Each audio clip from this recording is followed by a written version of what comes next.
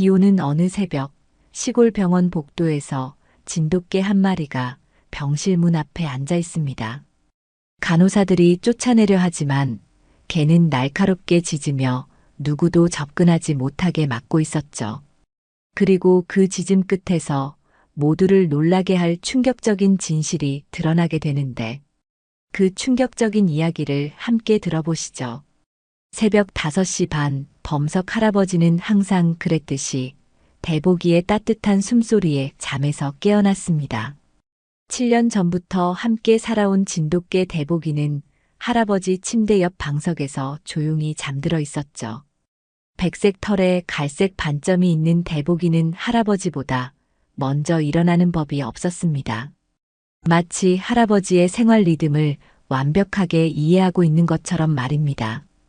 대보가 일어나자. 할아버지의 부드러운 목소리에 대보기는 꼬리를 살랑살랑 흔들며 일어났습니다. 마치 좋은 아침이라고 인사하는 것 같았죠. 할아버지는 무릎을 짚고 일어나며 작은 신음소리를 냈습니다. 72살의 몸은 여전히 무겁고 관절마다 뻣뻣했습니다. 특히 무릎과 허리가 아팠지만 대보기가 있어 하루하루가 견딜만 했습니다. 부엌으로 향하는 할아버지를 대보기가 따라갔습니다. 대보기는 할아버지의 모든 일상을 함께 했습니다. 밥 먹을 때도 텔레비전 볼 때도 마당에서 채소를 기를 때도 항상 곁에 있었죠. 특히 할아버지가 당뇨약을 먹을 시간이 되면 대보기는 약통 앞에서 앉아 기다렸습니다. 마치 시계처럼 정확하게 말이죠. 할아버지의 하루는 규칙적이었습니다. 아침 6시에 일어나서 세수를 하고 간단한 체조를 한 뒤 약을 먹었습니다. 대보기는 이런 할아버지의 루틴을 완벽하게 외우고 있었습니다. 할아버지가 약통에 손을 대기도 전에 이미 약통 앞에 앉아 있곤 했죠. 아침 약 먹을 시간이네. 할아버지가 약통을 열자 대보기는 꼬리를 더욱 세게 흔들었습니다. 혈당 강화제, 혈압약, 소화제까지 모두 5알의 약을 물과 함께 삼키는 할아버지를 대보기는 진지한 표정으로 지켜봤습니다. 마치 할아버지가 약을 제대로 먹는지 확인하는 것 같았죠. 때로는 할아버지가 약 먹는 것을 깜빡하면 대보기가 약통 앞에서 낑낑거리며 알려주기도 했습니다. 고마워, 대보가. 너 때문에 빼먹지 않고 잘 먹고 있어. 대보기는 할아버지의 손을 살짝 핥으며 애교를 부렸습니다. 이런 모습이 얼마나 사랑스러운지 할아버지는 매번 웃음이 나왔습니다. 대보기의 따뜻한 혀가 손등을 스치는 느낌은 할아버지에게 큰 위안이 되었습니다. 마을 사람들은 할아버지와 대보기의 관계를 부러워했습니다. 혼자 사는 할아버지에게 대보기는 단순한 반려동물이 아니라 가족이었죠. 대보기 역시 할아버지를 세상에서 가장 소중한 존재로 여겼습니다. 할아버지가 기침만 해도 걱정스러운 표정으로 다가와 코를 킁킁거리며 상태를 살폈습니다. 아침을 먹은 후 할아버지는 마당으로 나가 작은 텃밭을 돌봤습니다. 상추, 깻잎, 고추 등을 기르고 있었는데 대보기는 할아버지가 물을 주는 동안 그늘에서 지켜봤습니다. 가끔 나비나 벌레가 날아오면 대보기가 쫓아내기도 했죠. 할아버지의 소중한 작물을 지키는 것도 대보기의 일상 중 하나였습니다. 점심시간이 되자 할아버지는 부엌에서 밥을 짓기 시작했습니다. 대보기는 할아버지가 요리하는 모습을 물끄러미 바라보며 꼬리를 천천히 흔들었습니다. 때로는 할아버지가 떨어뜨린 채소를 주워오기도 했죠. 대보기의 이런 행동들은 할아버지에게 말할 수 없는 즐거움을 주었습니다. 대보기는 정말 똑똑해. 사람보다 더 눈치가 빨라. 할아버지가 혼잣말을 하며 대보기의 머리를 쓰다듬었습니다. 대보기는 기분 좋게 눈을 반쯤 감으며 할아버지의 손길을 즐겼습니다. 할아버지의 거친 손이지만 대보기에게는 세상에서 가장 따뜻한 손이었습니다.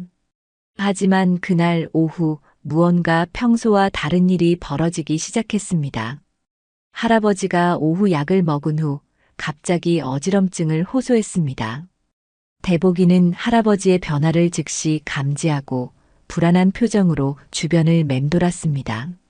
평소와 다른 할아버지의 모습에 대복이는 본능적으로 위험을 감지했습니다. 괜찮아, 대복아. 조금 어지러울 뿐이야. 하지만 할아버지의 얼굴은 평소보다 창백했고 식은땀이 이마에 맺혀 있었습니다. 대복이는 할아버지 곁에 바짝 붙어 앉아 걱정스러운 눈빛으로 쳐다봤습니다. 무언가 좋지 않은 일이 일어날 것 같은 불안한 예감이 대복이의 마음을 스쳤습니다. 대복이는 할아버지의 손을 가만히 하차주며 자신만의 방식으로 위로를 건넸습니다. 그날 밤 범석 할아버지의 상태는 더욱 악화되었습니다. 저녁 약을 먹은 후 갑작스럽게 식은땀을 흘리며 화장실로 향하던 중 주저앉고 말았죠. 대복이는 할아버지가 쓰러지는 순간을 목격하고 즉시 큰 소리로 짖기 시작했습니다. 평소에는 조용한 대복이가 이렇게 요란하게 짖는 것은 처음이었습니다. 대복이의 절규 같은 짖음 소리가 고요한 시골 마을 밤 공기를 가득 메웠습니다. 할아버지는 바닥에 쓰러진 채 의식을 잃었고 대복이는 할아버지 주변을 맴돌며 계속해서 지저댔습니다. 마치 누군가에게 도움을 요청하는 것처럼 말이죠. 다행히 옆집에 사는 이장 댁에서 대복이의 이상한 짖음 소리를 듣고 달려왔습니다.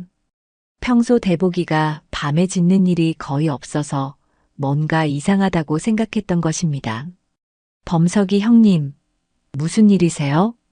이장이 대문을 열고 들어오자 대복이는 더욱 간절하게 짖으며 이장을 할아버지가 쓰러진 곳으로 안내했습니다. 이장은 의식을 잃고 쓰러진 할아버지를 발견하고 급히 구급차를 불렀습니다. 대복이는 구급차가 올 때까지 할아버지 곁을 지키며 한시도 떠나지 않았습니다.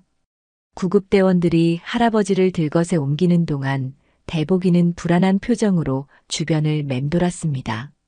할아버지와 함께 구급차에 타고 싶어 했지만 구급대원들은 대복이를 태울 수 없다고 했습니다.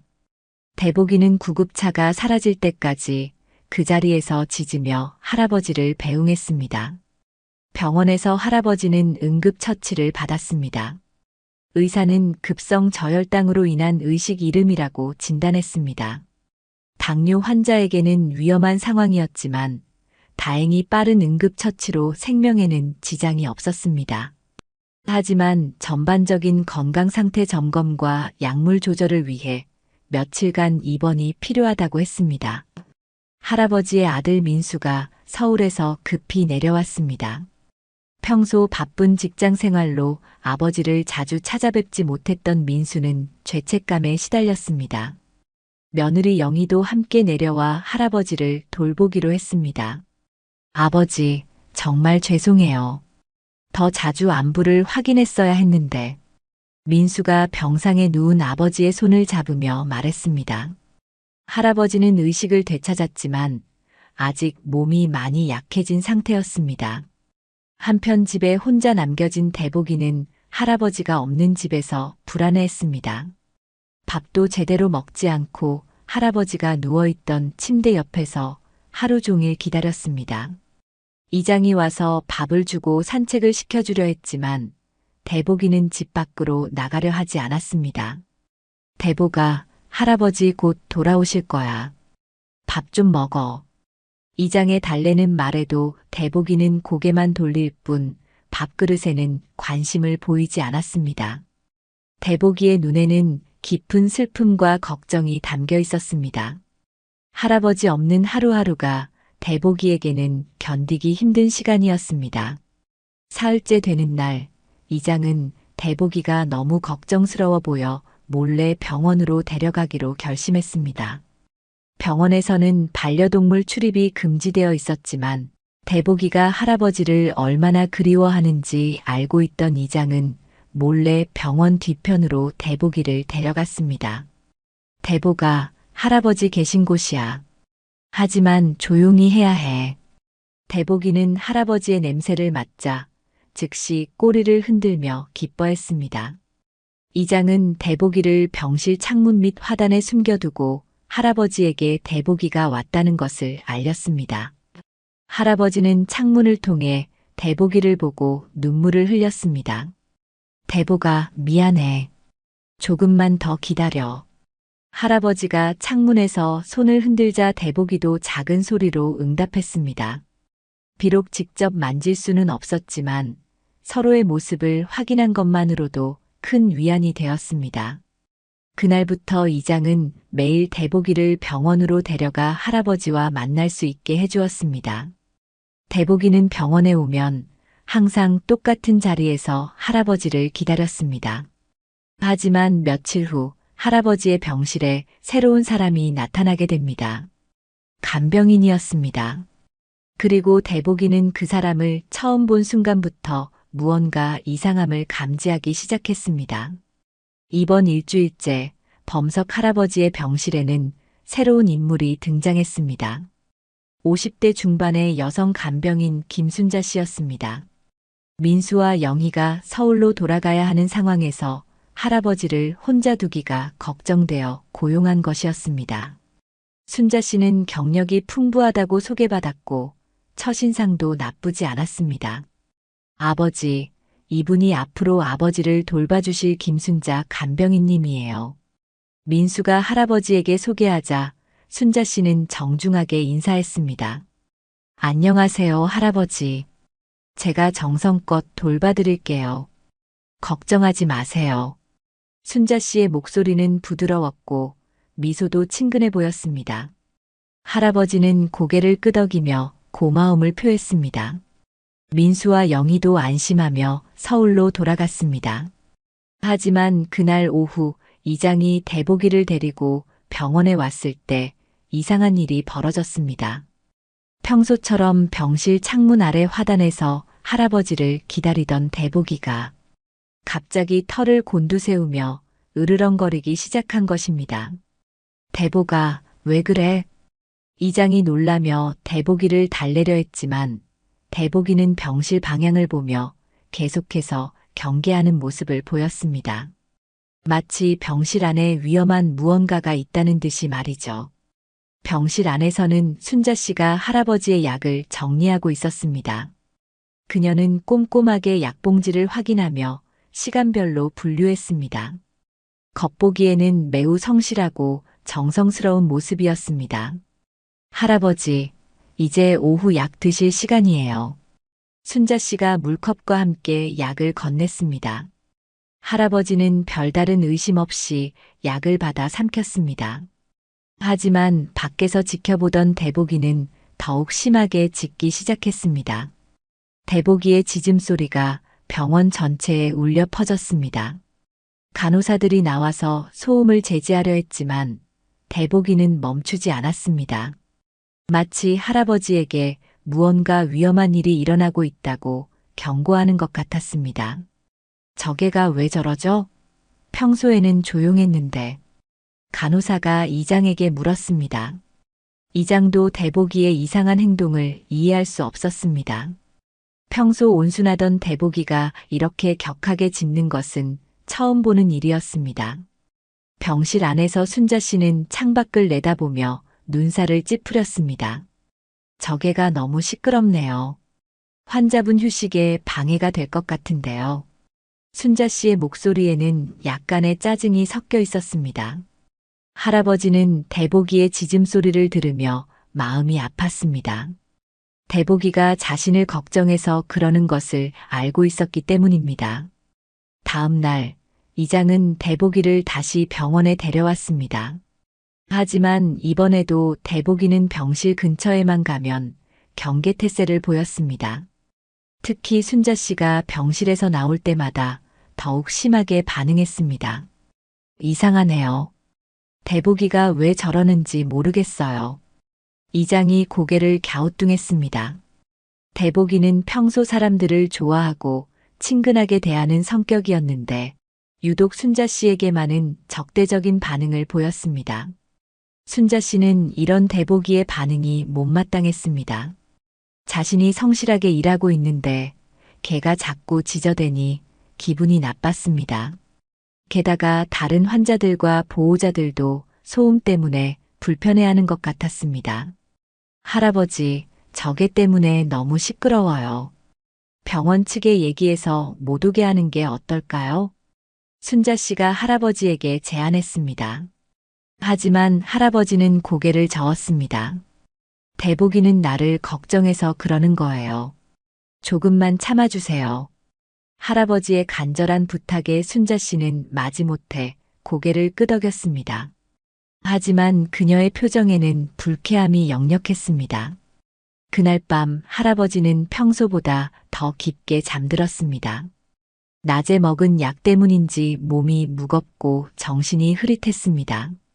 옆에서 지키고 있던 순자 씨는 할아버지가 깊이 잠든 것을 확인하고 조용히 약통을 만지작거렸습니다.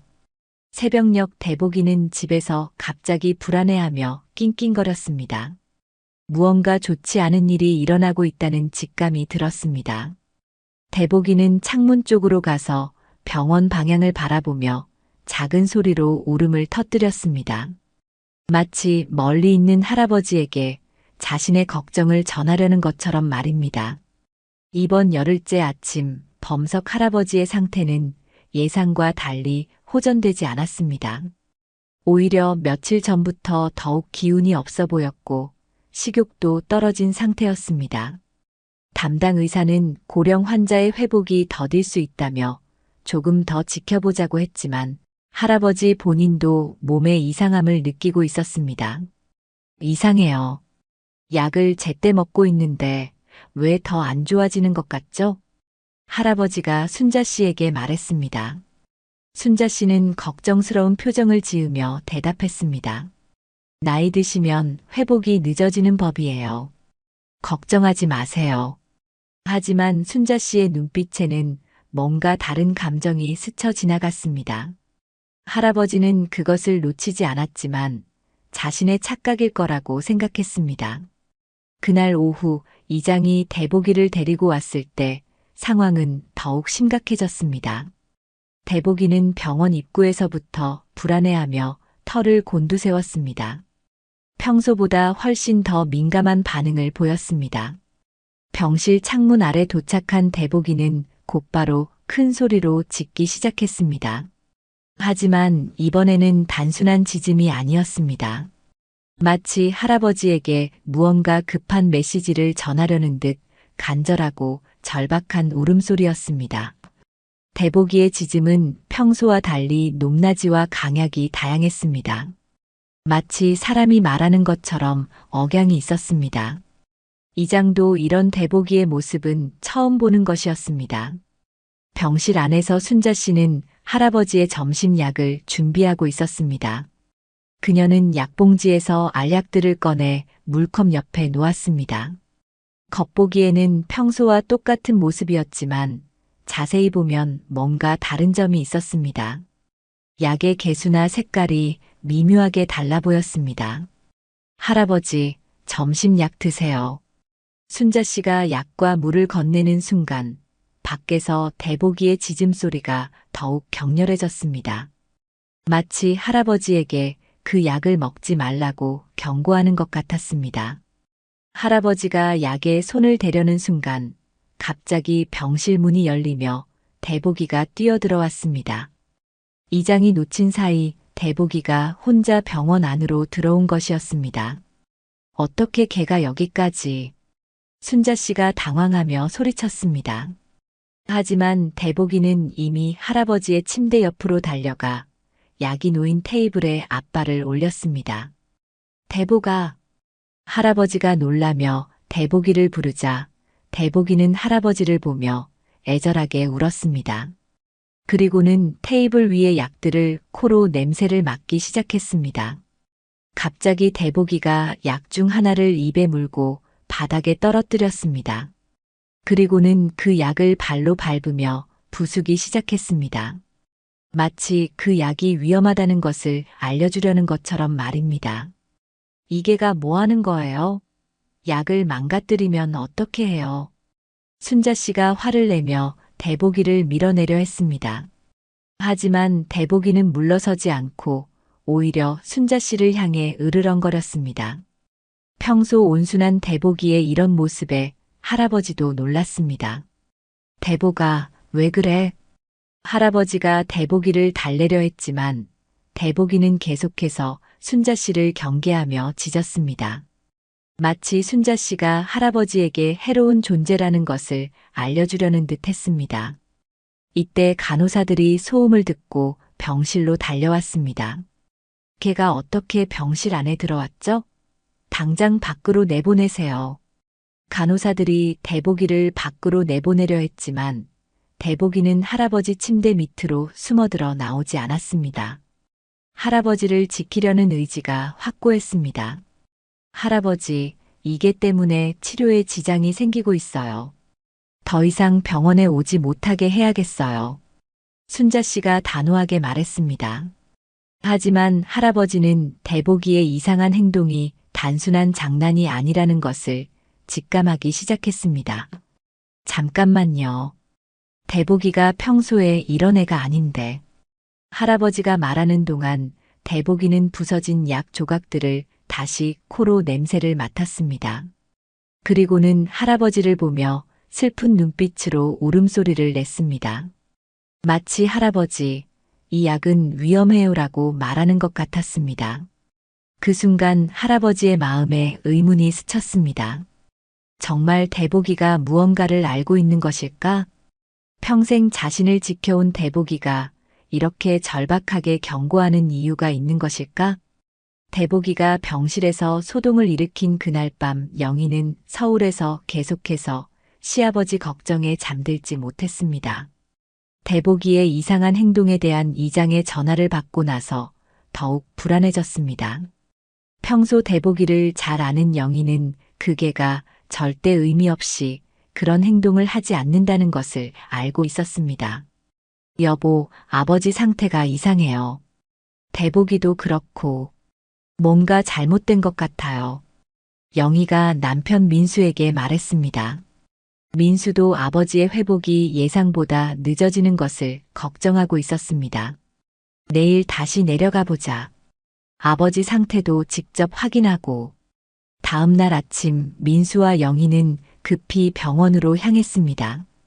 도착해서 보니 할아버지의 얼굴은 더욱 창백해져 있었고 기운도 많이 빠져 보였습니다. 아버지, 어떠세요? 좀 나아지셨어요? 민수가 걱정스럽게 물었습니다. 할아버지는 힘없이 고개를 저었습니다. 잘 모르겠어. 약도 잘 먹고 있는데 자꾸 몸이 이상해. 순자 씨는 옆에서 성실하게 할아버지를 돌보는 모습을 보였습니다. 하지만 영희는 뭔가 석연치 않은 느낌을 받았습니다. 특히 순자 씨가 약을 관리하는 모습을 보면서 이상함을 감지했습니다. 간병인님, 아버지 약은 어떻게 관리하고 계세요? 영희의 질문에 순자 씨는 자연스럽게 대답했습니다. 의사 선생님 처방대로 정확한 시간에 드리고 있어요. 하나도 빠뜨리지 않고 있습니다. 하지만 영희는 순자 씨의 답변에서 미묘한 어색함을 느꼈습니다. 뭔가 숨기고 있는 것 같은 느낌이었습니다. 점심시간이 되자 순자 씨는 평소처럼 약을 준비하기 시작했습니다. 영희는 자연스럽게 순자 씨 옆에서 그 과정을 지켜봤습니다. 이 약은 처음 보는 것 같은데요? 영희가 약 중 하나를 가리키며 물었습니다. 순자 씨는 순간 당황하는 기색을 보였지만 금세 진정했습니다. 아, 의사 선생님께서 새로 추가하신 약이에요. 회복을 돕는 보조제라고 하셨어요. 하지만 영희는 그 약에 대해 의사로부터 들은 바가 없었습니다. 의심이 깊어진 영희는 민수에게 귓속말로 상황을 설명했습니다. 여보, 뭔가 이상해요. 저 약에 대해서는 처음 들어봐요. 민수도 아내의 말에 의심을 품기 시작했습니다. 두 사람은 잠시 병실을 나와 상의했습니다. 간병인을 바꿔야 할까요? 아직 확실하지 않으니까 좀 더 지켜보자. 하지만 조심해야겠어. 영희는 불안한 마음에 간호사실에 가서 문의했습니다. 혹시 저희 아버지 약에 변화가 있었나요? 새로 추가된 약이 있다고 들었는데. 간호사는 차트를 확인해 보더니 고개를 갸우뚱했습니다. 특별히 새로 추가된 약은 없는데요. 처방전은 지난주와 동일합니다. 영희의 심장이 쿵 떨어졌습니다. 순자 씨가 거짓말을 한 것이 분명했습니다. 영희는 급히 민수에게 이 사실을 알렸습니다. 여보, 큰일이에요. 간병인이 아버지께 이상한 약을 주고 있는 것 같아요. 민수도 놀라며 즉시 행동에 나섰습니다. 두 사람은 병실로 돌아가서 순자 씨가 없는 틈에 약통을 자세히 살펴봤습니다. 약통 안에는 정말로 처방받지 않은 약들이 섞여 있었습니다. 영희는 그 약들을 따로 빼서 휴대폰으로 사진을 찍었습니다. 이걸 어떻게 확인하죠? 약사에게 가져가서 확인해 보자. 뭔 약인지 알아보고. 영희는 몰래 그 약들을 가지고 병원 내 약국으로 갔습니다. 약사는 그 약들을 보더니 놀라는 표정을 지었습니다. 이 약들은 당뇨 환자에게는 매우 위험한 약들이에요. 혈당을 급격히 떨어뜨리거나 올릴 수 있는 성분들이 들어있어요. 영희는 등골이 오싹해졌습니다. 순자 씨가 의도적으로 할아버지를 해치려 했던 것이었습니다. 왜 이런 짓을 했을까요? 약사는 심각한 표정으로 대답했습니다. 환자의 상태를 악화시켜서 입원 기간을 늘리려는 목적일 수도 있어요. 간병비를 더 받으려고. 아니면 더 나쁜 의도일 수도 있고요. 영희는 즉시 민수에게 전화를 걸어 상황을 알렸습니다. 민수는 분노하며 즉시 병원 직원과 경찰에 신고하기로 했습니다. 한편 병원 밖에서 대복이는 계속해서 불안해하며 병실 방향을 바라보고 있었습니다. 마치 할아버지에게 위험이 닥쳤다는 것을 본능적으로 알고 있는 것 같았습니다. 이장이 달래려 해도 대복이는 한시도 긴장을 늦추지 않았습니다. 대복아, 내가 맞았구나. 정말로 위험한 일이 일어나고 있었어. 이장이 대복이의 머리를 쓰다듬으며 말했습니다. 대복이는 슬픈 눈빛으로 병원을 바라보며 작은 소리로 울었습니다. 할아버지를 지키지 못한 것에 대한 자책감이 느껴졌습니다. 영희와 민수가 순자 씨의 악행을 발견한 직후 병원은 긴급 상황에 빠졌습니다. 의료진과 경찰이 동시에 투입되어 상황을 조사하기 시작했습니다. 순자 씨는 처음에는 완강히 부인했지만 증거들이 하나둘 드러나자 결국 자신의 범행을 인정할 수밖에 없었습니다. 저는 단순히 입원 기간을 조금 늘리려고 했을 뿐이에요. 간병비가 필요했거든요. 순자 씨의 고백에 민수는 분노를 참지 못했습니다. 조금 늘리려고요? 우리 아버지가 죽을 뻔하셨어요. 경찰은 순자 씨를 즉시 체포했고 의료진은 할아버지의 상태를 재점검하기 시작했습니다. 지난 며칠간 섭취한 잘못된 약물들이 할아버지의 몸에 어떤 영향을 미쳤는지 정밀 검사가 필요했습니다. 그동안 병원 밖에서 기다리던 대복이는 순자 씨가 경찰차에 태워져 나가는 모습을 보자 처음으로 안도하는 듯한 표정을 지었습니다.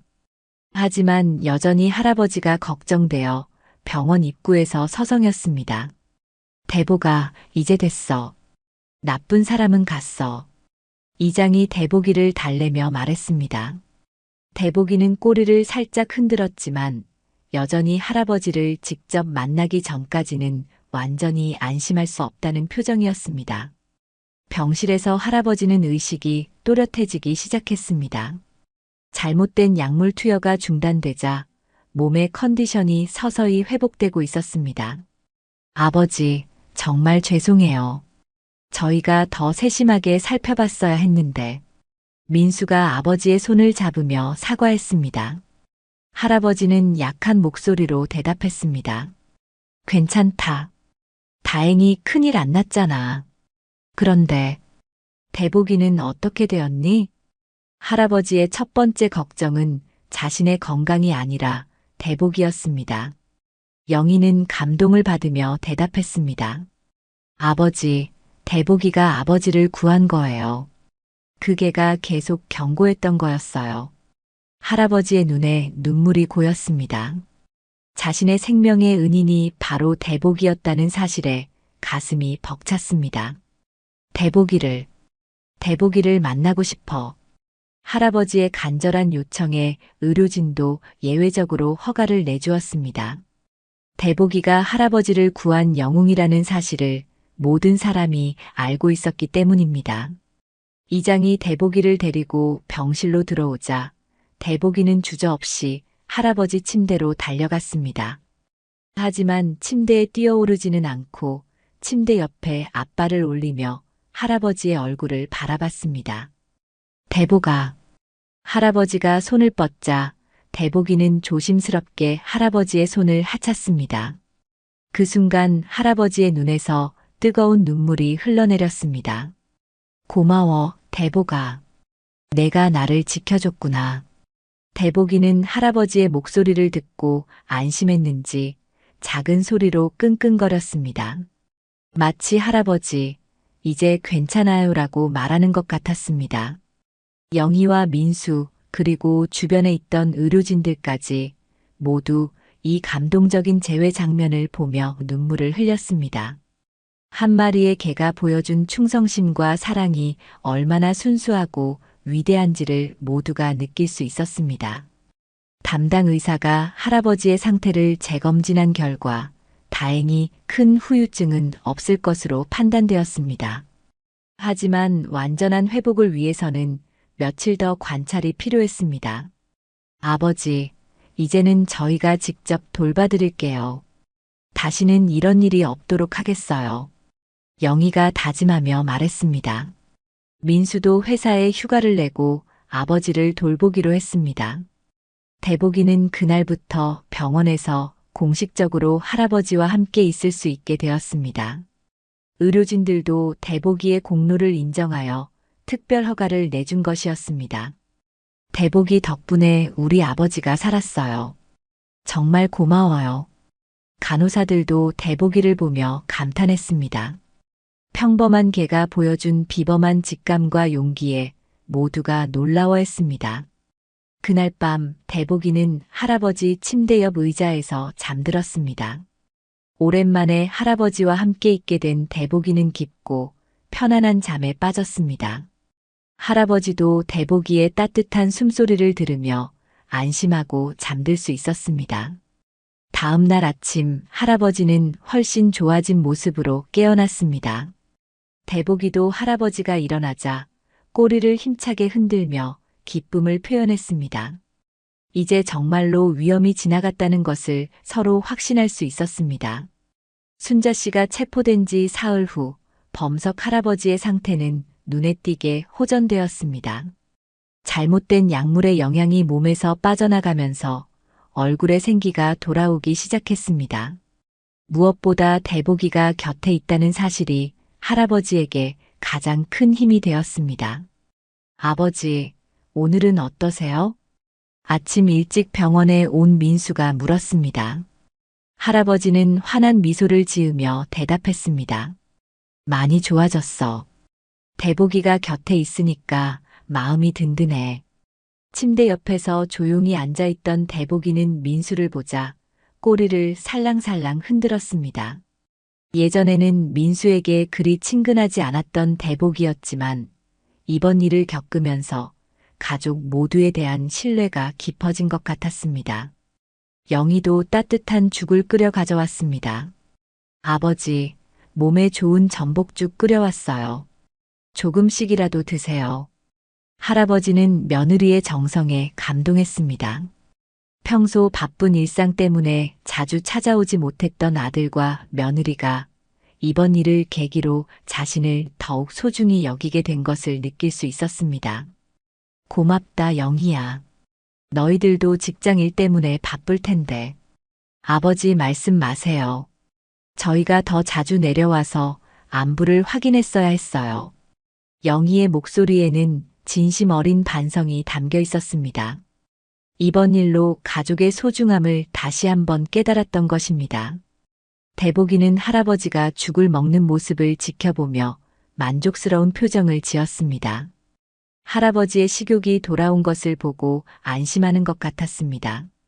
때로는 할아버지가 먹기 힘들어할 때 옆에서 격려하는 듯 작은 소리를 내기도 했습니다. 점심시간이 되자 담당 의사가 회진을 왔습니다. 상태가 많이 좋아지셨네요. 이 정도면 곧 퇴원하셔도 될 것 같습니다. 의사의 말에 할아버지와 가족들 모두 기뻐했습니다. 대복이도 마치 의사의 말을 이해한 것처럼 꼬리를 흔들었습니다.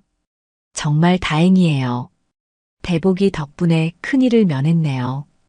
의사도 대복이를 보며 감탄했습니다. 의학적으로는 설명하기 어렵지만 동물의 직감이 때로는 의료진보다 더 정확할 수 있다는 것을 이번 사건을 통해 깨달았습니다. 오후에는 이장도 찾아왔습니다. 마을 사람들이 할아버지의 쾌유를 빌며 과일을 보내왔다고 했습니다. 형님, 마을 사람들이 모두 걱정했어요. 대복이가 영웅이 됐다니까 다들 신기해해요. 이장의 말에 할아버지는 대복이를 자랑스럽게 바라봤습니다. 우리 대복이가 정말 대단해. 나보다 더 똑똑한 것 같아. 대복이는 할아버지의 칭찬에 부끄러운 듯 고개를 살짝 돌렸습니다. 하지만 꼬리는 계속 흔들고 있어서 기분이 좋다는 것을 알 수 있었습니다. 그날 저녁 민수는 아버지와 진지한 대화를 나누었습니다. 아버지, 앞으로는 혼자 계시지 마세요. 저희가 더 자주 내려오거나 아니면 서울로 모시고 가서. 하지만 할아버지는 고개를 저었습니다. 아니야. 나는 이 마을에서 대복이와 함께 살고 싶어. 다만 앞으로는 너희들과 더 자주 연락하면서 지내자. 민수도 아버지의 의견을 존중하기로 했습니다. 대신 매주 안부 전화를 드리고 한 달에 한 번씩은 꼭 내려와서 아버지를 뵙기로 약속했습니다. 영희도 마음을 다잡았습니다. 아버지, 약 관리는 저희가 미리 준비해서 가져다 드릴게요. 그리고 대복이도 잘 챙기고요. 고맙다. 하지만 대복이는 내가 잘 돌볼 수 있어. 이번에 느꼈지만 대복이가 나를 더 잘 돌보는 것 같아. 할아버지의 말에 모두가 웃음을 터뜨렸습니다. 정말로 대복이는 어떤 간병인보다도 훌륭하게 할아버지를 돌봤던 것입니다. 밤이 되자 대복이는 평소처럼 할아버지 침대 옆에서 잠자리를 준비했습니다. 하지만 이번에는 조금 다른 점이 있었습니다. 대복이가 할아버지의 손을 살짝 하차준 뒤 마치 이제 안전해요라고 말하는 듯한 눈빛을 보낸 것입니다. 대복아, 정말 고마워. 내가 있어서 나는 든든해. 할아버지가 대복이의 머리를 쓰다듬자 대복이는 만족스러운 표정으로 눈을 감았습니다. 오랜만에 진정한 평화를 느낄 수 있는 밤이었습니다. 이번 사건을 통해 가족들은 서로에 대한 사랑을 재확인했고 대복이는 자신의 역할이 얼마나 중요한지를 증명했습니다. 무엇보다 할아버지는 대복이와 함께라면 어떤 위험도 이겨낼 수 있다는 확신을 갖게 되었습니다. 범석 할아버지가 태어난 날은 맑고 화창한 가을날이었습니다. 병원에서 보낸 2주일간의 시간이 마치 꿈만 같았습니다. 생사의 기로에서 대복이가 구해준 은혜를 평생 잊을 수 없을 것 같았습니다. 자, 이제 집으로 가자, 대복아. 할아버지가 말하자 대복이는 기쁨에 겨워 꼬리를 크게 흔들었습니다. 오랜만에 집으로 돌아간다는 설렘이 온몸에서 느껴졌습니다. 민수가 운전하는 차에 할아버지와 대복이가 나란히 앉아 창밖 풍경을 바라봤습니다. 아버지, 정말 다행이에요.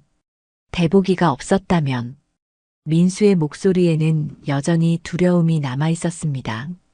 만약 대복이가 경고하지 않았다면 어떤 끔찍한 일이 벌어졌을지 상상만 해도 소름이 돋았습니다. 마을에 도착하자 이웃들이 나와서 할아버지를 반겨주었습니다. 대복이의 영웅적인 이야기는 이미 마을 전체에 퍼져 있었습니다.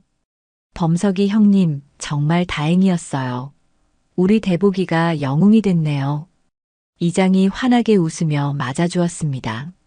대복이는 마을 사람들의 관심을 받으며 조금 쑥스러워하는 모습을 보였습니다. 평소 조용하던 대복이에게는 이런 관심이 낯설었지만 할아버지를 구했다는 자부심이 있었습니다. 집에 도착한 할아버지는 오랜만에 자신의 침실에서 깊은 숨을 쉬었습니다. 역시 집만큼 편안한 곳은 없었습니다. 대복이도 할아버지 침대 옆 자신의 방석으로 가서 편안하게 누웠습니다. 대복아, 우리 집이 제일 좋지? 할아버지의 말에 대복이는 꼬리를 살랑살랑 흔들며 동의했습니다. 병원에서의 생활도 할아버지와 함께여서 좋았지만 역시 집이 최고였습니다. 그날부터 할아버지와 대복이의 일상이 다시 시작되었습니다. 하지만 예전과는 조금 다른 점이 있었습니다. 할아버지는 대복이를 바라보는 눈빛이 더욱 깊어졌고 대복이 역시 할아버지를 더욱 세심하게 돌보기 시작했습니다. 아침 6시 평소처럼 일어난 할아버지가 약을 먹으려 하자 대복이는 더욱 주의 깊게 지켜봤습니다. 이제는 민수가 미리 준비해온 약을 정확한 시간에 먹는지 꼼꼼히 확인했습니다. 마치 병원에서의 일이 다시는 일어나지 않도록 경계하는 것 같았습니다. 대복아, 걱정하지 마. 이제는 안전한 약이야. 할아버지가 대복이를 안심시키며 말했습니다. 대복이는 할아버지가 약을 다 먹은 후에야 안도하는 표정을 지었습니다. 마을 사람들은 대복이를 보는 시선이 완전히 달라졌습니다. 예전에는 그저 할아버지의 반려견 정도로 여겼지만 이제는 진정한 생명의 수호자로 인정했습니다. 대복이 덕분에 우리 마을에 좋은 이야기가 생겼어요. 마을 아주머니들이 대복이를 쓰다듬으며 말했습니다. 대복이는 마을 사람들의 사랑을 받으며 더욱 당당해 보였습니다. 몇 주가 지나자 할아버지의 건강은 완전히 회복되었습니다. 정기 검진에서도 모든 수치가 정상으로 나왔습니다. 의사도 놀라워할 정도였습니다. 할아버지, 정말 건강해지셨네요. 약물 관리를 잘하신 덕분인 것 같아요. 우리 대복이가 잘 챙겨줘서 그래요. 할아버지가 자랑스럽게 대답하자 의사도 미소를 지었습니다. 대복이의 이야기는 이미 병원에서도 유명해져 있었습니다. 어느 날 저녁 할아버지는 마당에서 대복이와 함께 석양을 바라보고 있었습니다. 고요한 시골 마을의 평화로운 풍경이 눈앞에 펼쳐져 있었습니다. 대복아, 너 덕분에 내가 살았어. 정말 고마워. 할아버지가 진심을 담아 말하자 대복이는 할아버지 곁으로 가까이 다가와 앉았습니다. 말없는 대화가 오갔습니다. 서로에 대한 깊은 사랑과 신뢰가 느껴지는 순간이었습니다. 앞으로도 함께 건강하게 지내자. 할아버지의 말에 대복이는 작은 소리로 응답했습니다. 마치 네, 할아버지. 저도 그러고 싶어요라고 말하는 것 같았습니다. 그날 밤 대복이는 할아버지가 잠든 후에도 한참 동안 깨어 있었습니다. 할아버지의 고른 숨소리를 들으며 평화로운 잠자리를 지켰습니다. 이제는 더 이상 위험한 일이 일어나지 않을 것이라는 확신이 있었지만 그래도 할아버지를 지키는 것이 자신의 사명이라고 생각했습니다. 며칠 후 민수와 영희가 다시 내려왔습니다. 이제는 정기적으로 아버지를 찾아뵙는 것이 습관이 되었습니다. 아버지, 정말 좋아 보이세요. 대복이도 건강하고. 영희가 웃으며 말했습니다. 정말로 할아버지와 대복이 모두 예전보다 더 생기가 넘쳐 보였습니다. 이번 일로 우리 가족이 더욱 단단해진 것 같아요. 민수도 감회에 젖은 목소리로 말했습니다. 위기 상황에서 서로를 더욱 아끼게 되었고 특히 대복이에 대한 존경심이 깊어졌습니다. 그 후로도 할아버지와 대복이의 평범하지만 소중한 일상은 계속되었습니다. 매일 아침 함께 일어나고 함께 산책하고 함께 저녁 노을을 바라보았습니다. 하지만 이제 그 일상 속에는 더욱 깊은 의미가 담겨 있었습니다. 대보기의 그날의 짖음은 단순한 소리가 아니었습니다. 그것은 가장 순수한 사랑의 표현이었고 생명을 구하는 경고였습니다. 그리고 그 진실한 외침 덕분에 할아버지는 새로운 삶을 얻을 수 있었습니다. 마을 사람들은 지금도 대보기와 할아버지의 이야기를 자랑스럽게 들려줍니다. 진정한 사랑과 충성이 무엇인지를 보여준 아름다운 이야기로 말입니다.